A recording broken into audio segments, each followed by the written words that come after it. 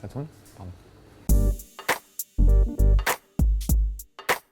Bonjour, c'est Ligori, on se retrouve pour l'interview du mois. Pour février, c'est la Black Food. On va mettre de la pâte de sésame noir un peu partout, de l'encre de sèche, du charbon végétal. C'est hyper beau, hyper classe et super inspirant. Les onigirazu, c'est comme un onigiri, mais coupé en deux. Ça vous fait un sandwich en fait, onigiri.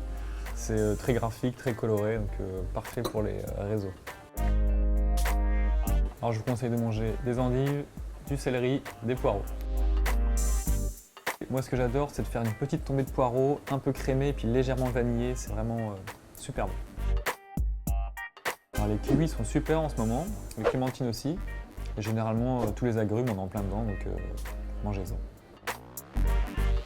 Alors il doit sentir bon, ça c'est le premier truc. Et puis ensuite, il y aura une pression, mais légère, sous la main, quand vous le choisissez sur l'étal.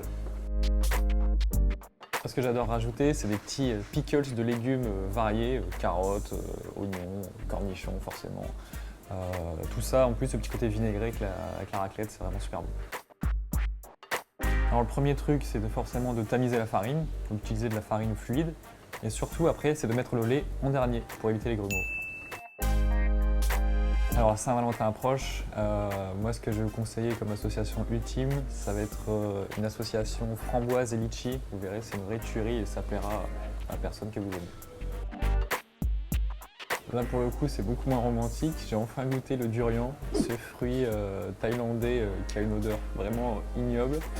Et même en bouche c'est un petit goût entre la mangue et l'oignon, voilà les deux en même temps, essayez de vous y risquer.